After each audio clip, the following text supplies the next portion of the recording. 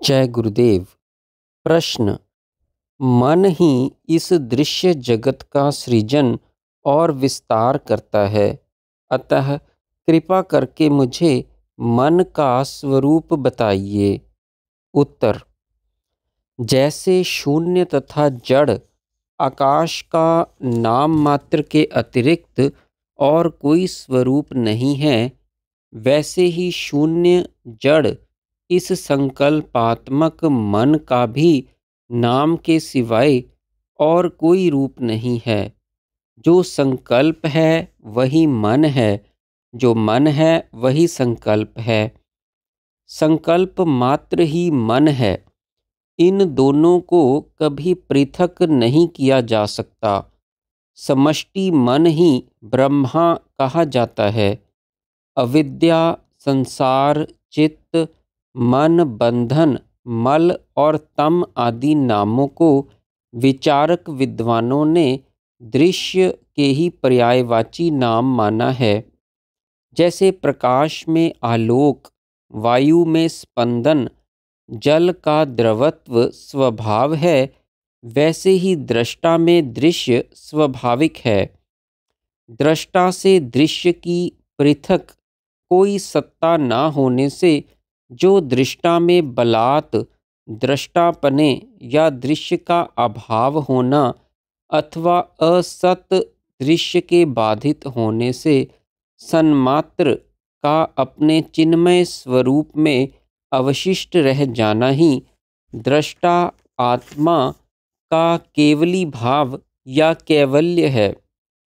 जैसे प्रकाशनीय पदार्थों के न रहने पर प्रकाश अपने शुद्ध रूप में ही अवशिष्ट रह जाता है, उसी प्रकार तीनों लोक, जगत, तू, मैं, यह, वह इत्यादि समस्त दृश्य प्रपंच की सत्ता न रहने पर शुद्ध रूप में अवशिष्ट रहा चिदात्मा दृष्टा केवल स्वयं मात्र स्थित रह जाता है।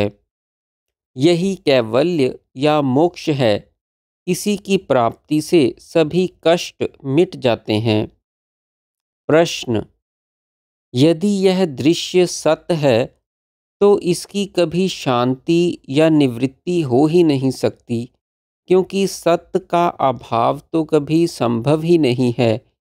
और यदि यह दृश्य असत्य है तो यह बात हमारी समझ में ही नहीं आती कि प्रत्यक्ष दिखने और व्यवहार में आने वाला यह समस्त दृश्य असत्य कैसे हो सकता है।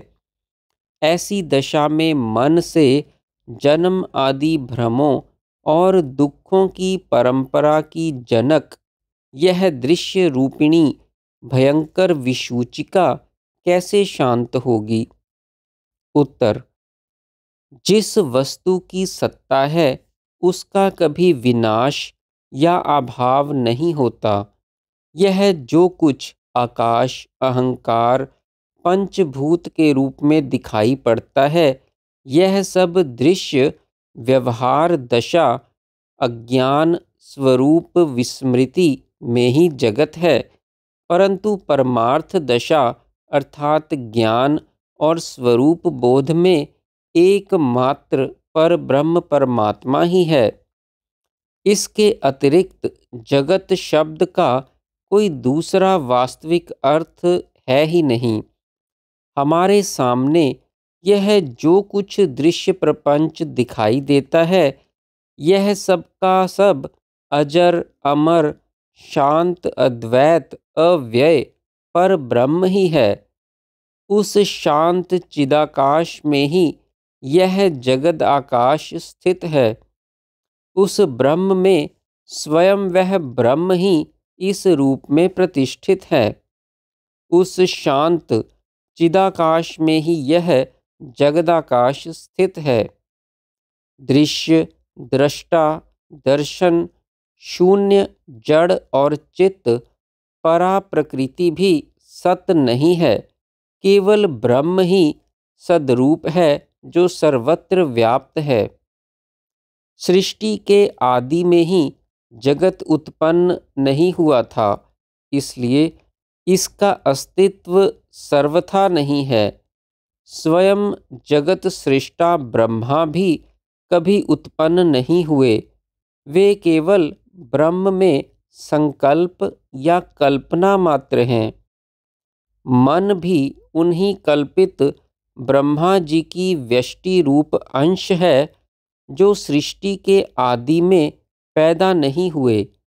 उस कल्पना मात्र असत मन से कल्पित होने के कारण यह जगत भी कल्पना मात्र असत ही है। इस प्रकार ब्रह्म में कल्पित ब्रह्मा, उनकी व्यष्टि रूप मन और उससे प्रसूत दृश्य जगत आदि सब कल्पित परंपरा है। इन सब का अधिष्ठान अद्वितीय ब्रह्म मात्र ही सत है। जो जन्म लेता है उसी का एक शरीर 5 भूतों से बना होता है, परंतु जो संकल्प से आभास मात्र एक आतिवाहिक शरीर वाले होते हैं, उनका 5 भूतों से बना कोई शरीर नहीं होता। ब्रह्मा चिदाकाश के संकल्प से आभास रूप होने के कारण स्वयं भी अपने उपादान पर ब्रह्म चिदाकाश की भांति चिन्मय ही है। वे जीवों के कर्मों के अनुसार जैसा जैसा संकल्प करते हैं, चिदाकाश वैसा वैसा ही रूप धारण करता जाता है। जैसे अधिष्ठान स्वपन दृष्टा जीवात्मा में उसके अपने मन से ही स्वपन नगर की प्रतीति होती है, जो सर्वथा असत्य होते हुए भी स्वपन काल में सत्य सी दिखती है और व्यवहार में भी आती है। वैसे ही अधिष्ठान पर ब्रह्म परमात्मा में भी उनका संकल्प कल्पित समष्टि मन रूप ब्रह्मा इस समस्त दृश्य की प्रतीति कराता है, जो मिथ्या होते हुए भी सत्य के समान लगती और व्यवहार में आती है। काल्पनिक असत प्रतीति मात्र पदार्थ भी सत्यवत व्यवहार में आते हैं और फल देते हैं। इसका उदाहरण स्वप्न की स्त्री के संपर्क से वीर्यपात होना है।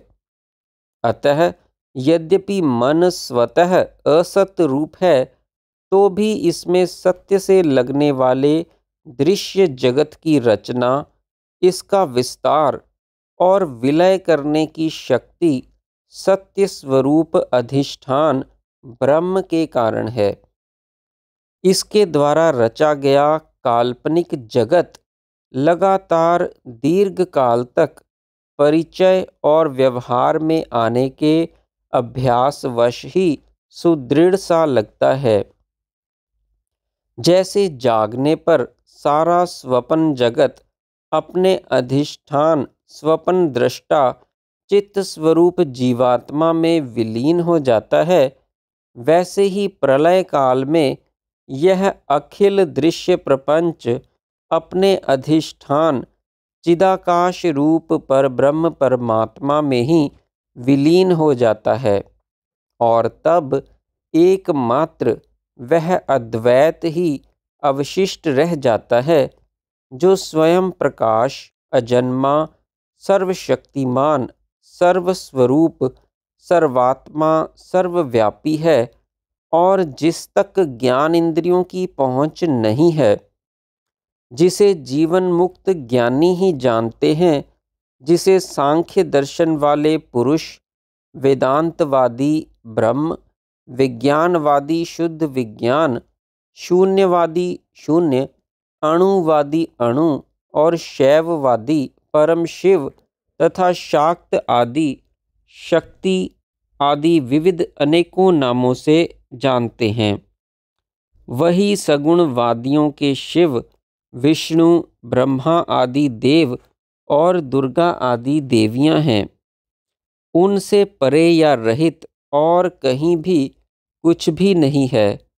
वे ही लीलावश समस्त रूपों में प्रकट होते हैं, वे सर्वस्वरूप परमात्मा ही जितने भी दृश्य अदृश्य जीव और पदार्थ हैं, उन सभी में उन्हीं के अनुरूप रूप और गुणों से स्वयं ही स्थित होते हुए भी अपने अव्यय अविकारी अपरिवर्तनीय शाश्वत रूप में अच्युत अवस्थित रहते हैं।